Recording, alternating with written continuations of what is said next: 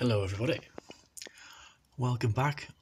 Today we've got another DVD, The Simpsons Classics, The Last Temptation of Homer. It's rated PG. It has 4 episodes on it.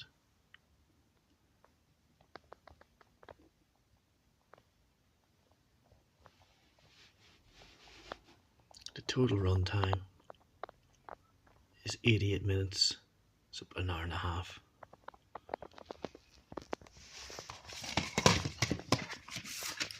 It's a single DVD, as you might expect. You can't get this on both Amazon and eBay's websites. It's pretty ready available, so it is. But yeah, good DVD, especially if you're a fan of The Simpsons.